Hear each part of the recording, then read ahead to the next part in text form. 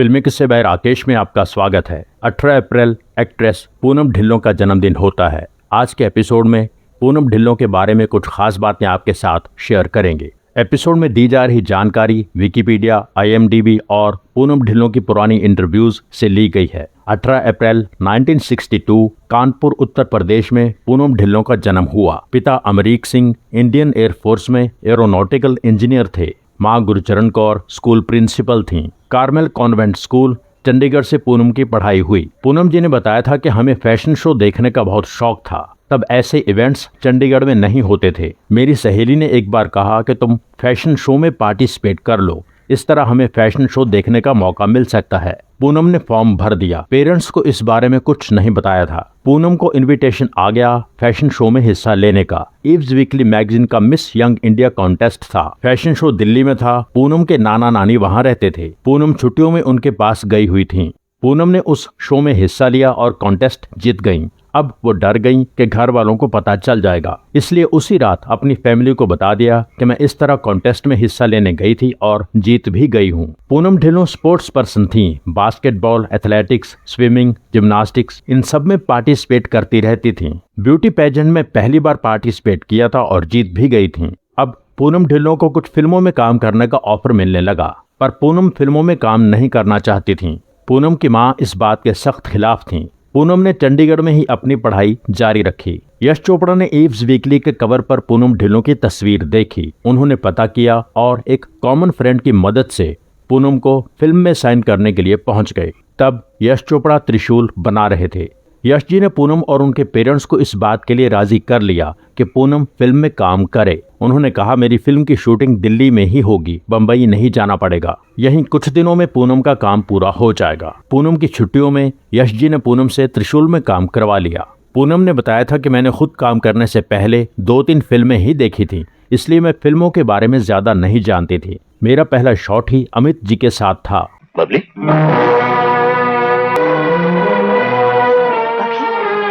बबली क्या हुआ? पूनम जी ने बताया कि मेरे लिए डायलॉग बोलना, एक्सप्रेशन देना ये सब नया था, इसलिए काम करते करते ही ये सब सीखा। एक शॉट में शशि कपूर जी ने मुझे थप्पड़ मारना था। उन्होंने कहा, पूनम तुम एक्टिंग वाला थप्पड़ मैनेज नहीं कर पाओगी क्योंकि उसमें टाइमिंग की जरूरत होती है, इसलिए मैं तुम्हें असली थप्पड़ मारूंगा। अगर शॉट एक बार में ही ओके नहीं हुआ तो ये सब रिपीट होता रहेगा। पूनम जी ने बताया कि मेरी किस्मत अच्छी थी, पहला ही टेक ओके हो गया, पर शशि जी ने बहुत जोर से थप्पड़ मारा था। मुझको विजय साहब ने कहा है कि वो रवि से मेरी...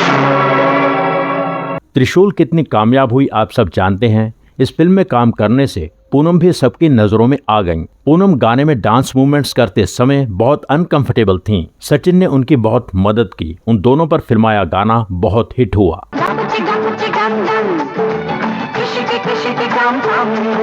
त्रिशूल की शूटिंग के बाद पूनम फिर चंडीगढ़ में अपनी पढ़ाई कंटिन्यू करने लगी। इसके बाद यश जी ने ही पूनम को काला पत्थर में एक गेस्ट रोल दे दिया। काला पत्थर की शूटिंग के दौरान यश जी के असिस्टेंट रमेश तलवार को आइडिया आया कि पूनम को नूरी में कास्ट किया जा सकता है। नूरी पिछले कई सालों से पेंडिंग प्रोजेक्ट था। पहले रमेश तलवार राखी को लेना चाहते थे, पर अब राखी का लुक बहुत चेंज हो चुका था, इसलिए पूनम को नूरी के लिए फाइनल कर लिया। नूरी के डायरेक्टर थे मनमोहन कृष्ण। कहा जाता है कि असल में डायरेक्टर रमेश तलवार ही थे, पर मनमोहन कृष्ण को क्रेडिट दिया गया क्योंकि धूल का फूल बनाते समय यश चोपड़ा ने मनमोहन कृष्ण से वादा किया था कि जब मैं निर्माता बनूंगा तुम्हें फिल्म डायरेक्ट करने का मौका दूंगा। इसलिए यश चोपड़ा ने नूरी में मनमोहन कृष्ण को क्रेडिट देके अपना वादा निभाया। नूरी में पूनम के हीरो थे फारूक शेख। नूरी बहुत कामयाब हुई। नूरी की वजह से पूनम ढिल्लों बहुत ज्यादा फेमस हो गई थीं।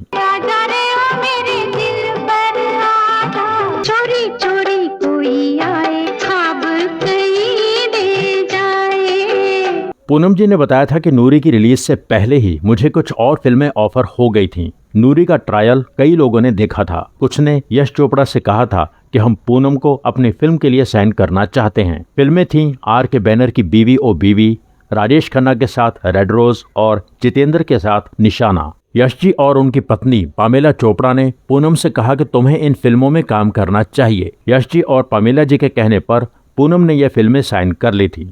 सबसे पहले रेड रोज की शूटिंग शुरू हुई थी। पूनम ढिल्लों फिल्मों में काम करे इसके लिए अभी भी पूनम के पेरेंट्स पूरी तरह राजी नहीं थे, खास करके पूनम की माँ। पूनम ने अपनी माँ को समझाया कि ऐसा कौन सा काम है जहाँ मैं अपने पेरेंट्स को साथ ले जा सकती हूँ। मैं डॉक्टर बन जाऊं या टीचर बन जाऊं, वहां मैं अकेली ही जाया करूंगी, पर फिल्म की शूटिंग में मेरे पेरेंट्स मेरे साथ जा सकते हैं, मैं उन्हीं के साथ घर वापस आ सकती हूँ। पूनम की माँ इस बात से पूरी तरह कन्विंस हो गई कि पूनम फिल्मों में काम करेगी तो मैं ज्यादा बेफिक्र रहूंगी, क्योंकि मैं उसके साथ ही होंगी। पूनम ने बताया था कि जब मुझे राजेश खन्ना के साथ पहली बार काम करने का मौका मिला तो मुझे कईयों ने कहा कि राजेश खन्ना के साथ ध्यान से काम करना, उनका बिहेवियर अनप्रेडिक्टेबल है। राजेश जी बहुत डिफरेंट कैरेक्टर निभा रहे थे। फिल्म के डायरेक्टर साउथ के थे भारती राजा। वो ना तो हिंदी बोलते थे ना इंग्लिश बोलते थे। उनका असिस्टेंट उनकी बात सबको समझाता था। तब राजेश जी ने मेरी बहुत मदद की, मुझे गाइड किया कि सीन में मैं ऐसा करूंगा, तुम ऐसा करना। फिल्म में मेरा रोल भी ऐसा ही था कि मुझे ज्यादा हिस्से में डरे हुए घबराए हुए ही रहना था। बाद में पूनम ने राजेश खन्ना के साथ कई फिल्मों में काम किया। रेड रोज 1980 में रिलीज हुई थी। किसकी सराय मुझको बुलाए। 1980 में ही जितेंद्र के साथ निशाना रिलीज हुई थी।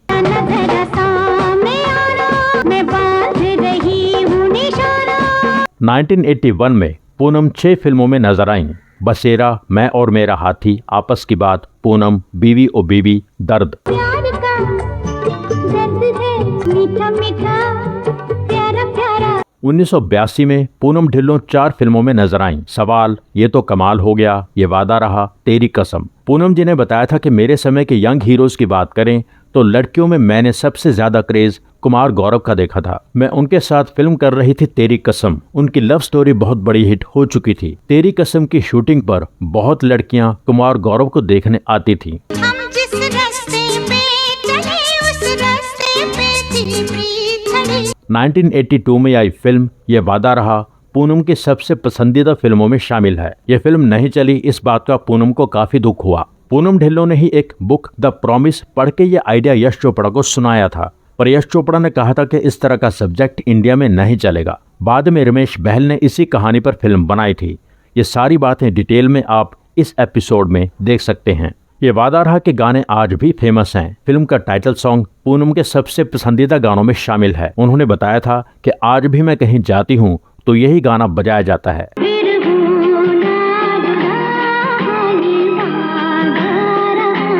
1983 में पूनम 3 फिल्मों में नजर आईं।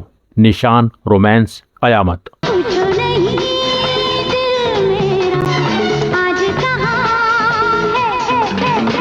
सनी देओल के साथ पूनम ने पहली बार काम शुरू किया था फिल्म हीर रांझा के लिए। इसके निर्देशक थे राम महेश्वरी। पूनम जी ने बताया था कि मैं जितनी सुंदर इस फिल्म में नजर आई थी किसी और फिल्म में नजर नहीं आई, पर यह फिल्म पूरी ही नहीं हो पाई। उसके बाद सनी देओल के साथ पूनम ने सोहनी महिवाल में काम किया था। फिल्म बहुत कामयाब हुई, इसके गाने बहुत हिट हुए थे।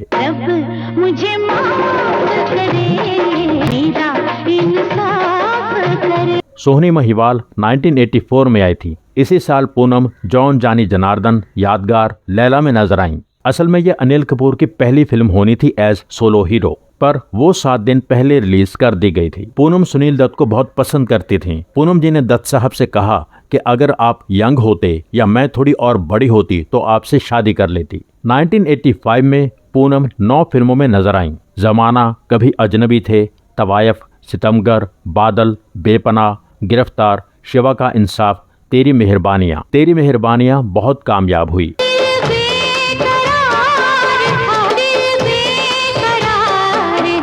पूनम ढिल्लों ने बताया था कि मेरी लाइफ में 2 ऐसे सीन्स रहे जिन्हें शूट करते समय मेरे दिल पर बहुत गहरा असर पड़ा। दोनों सीन्स की शूटिंग के दौरान मैं बहुत स्ट्रेस्ड और घबराई रही, रोने लगी थी। एक सीन था 1983 की फिल्म कयामत का, साथ थे धर्म जी। दूसरा सीन था तेरी मेहरबानियां का, साथ थे अमरीश पुरी।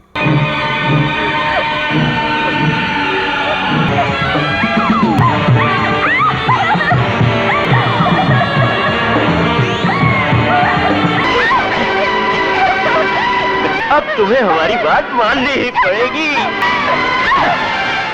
पूनम ढिल्लों का फिल्मी सफर आगे बढ़ता रहा।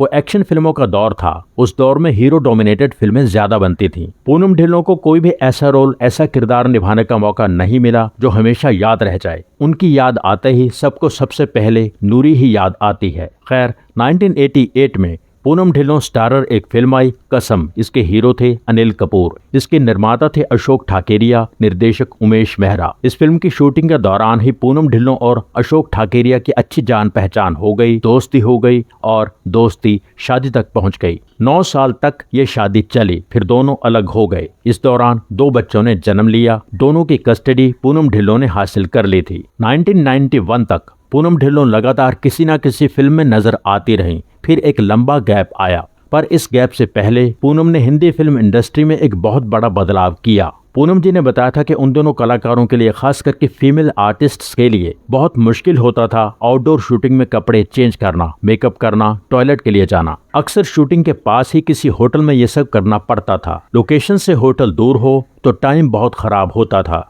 कभी कभी होटल भी नजदीक नहीं होता था। ये सारी चीजें वहीं मैनेज करनी पड़ती थीं। यूनिट की ही 2-4 लेडीज चादर पकड़कर एक पर्दा बनाती थीं, जिसके पीछे कपड़े चेंज करने पड़ते थे। एक बार मैं अपने किसी जानकार की शूटिंग देख रही थी अमेरिका में। वहां मैंने एक बड़ी गाड़ी, एक ट्रेलर देखा जिसमें मेकअप रूम की सारी सुविधाएं थीं। तब मेरे दिमाग में आया कि ऐसा इंडिया में भी होना चाहिए। इंडिया में कुछ खास कलाकार थे जिनके पास अपनी स्पेशल गाड़ियां थीं जिनमें वो चेंज कर लेते थे, पर so called proper makeup van किसी के पास नहीं थी। तब पूनम ढिल्लों ने पहली बार एक प्रोफेशनल मेकअप वैन बनवाई। पूनम जी ने बताया था कि मुझे मेकअप वैन्स बनाने वाली मेरी कंपनी के लिए कोई नाम चाहिए था। मेरी एक जर्नलिस्ट दोस्त ने मुझे नाम सजेस्ट किया, वैनिटी। यानी वैनिटी पूनम ढिल्लों की कंपनी का नाम था। आज हर मेकअप वैन को वैनिटी वैन ही कहा जाता है। पूनम ने 1991 में ये कंपनी शुरू की थी। हमारे देश में मेकअप वैन्स, जिन्हें वैनिटी वैन्स कहा जाता है, उन्हें शुरू करने का क्रेडिट पूनम ढिल्लों को जाता है। 1991 के बाद अगले 5 साल तक पूनम किसी फिल्म में नजर नहीं आई। फिर कुछ फिल्मों में छोटे छोटे रोल्स किए। उसके बाद पूनम ने टीवी का रुख किया। फिर कई साल बाद फिल्मों में भी नजर आईं। 2004 में पूनम ने पॉलिटिक्स ज्वाइन कर ली थी। 2009 में पूनम ने बिग बॉस में पार्टिसिपेट किया था। 2017 में पूनम एफकैट के 4 मेंबर्स में से एक मेंबर बनी। AFCAT FCAT film certification appellate tribunal. ये एक ऑफिशियल बॉडी है जो सेंसर और फिल्म निर्माता के बीच मसला हल करवाती है। जब सेंसर फिल्म में से कई कट्स लगाने के लिए कहता है और निर्माता इस बात से पूरी तरह सहमत नहीं होता। 2021 में पूनम के बेटे अनमोल ठाकेरिया ढिल्लों ने भी एक्टिंग डेब्यू किया। निर्माता संजय लीला भंसाली थे। उनके साथ हीरोइन थी झटलेका मल्होत्रा। फिल्म थी ट्यूजडेज एंड फ्राइडेज। 2023 में सनी देओल के बेटे राजवीर देओल और पूनम की बेटी पलोमा ठकेरिया ने राजश्री प्रोडक्शंस की फिल्म दोनों से अपने करियर की शुरुआत की। पूनम सोशल कॉजेज में बहुत एक्टिव रहती हैं। Drug awareness, AIDS awareness, family planning, organ donation. Poonam Dhillon और भी कई चीज़ों में एक्टिव हैं। अपनी हम उम्र साथी कलाकारों में से पूनम सबसे ज़्यादा पढ़ी लिखी और इंटेलिजेंट हैं। किताबें पढ़ने का शौक उन्हें अब भी है। पूनम जी ने अब तक फिल्म्स और टीवी प्रोग्राम्स मिला के लगभग 90 प्रोजेक्ट्स में काम किया है। पूनम ढिल्लों के बारे में कोई और बात आप लोग शेयर करना चाहते हो तो कमेंट करके शेयर कीजिए। पूनम ढिल्लों को जन्मदिन की मुबारकबाद देते हुए इस खास एपिसोड को यहीं पूरा करते हैं। एपिसोड के बारे में अपनी राय जरूर लिखें। Thank you so much.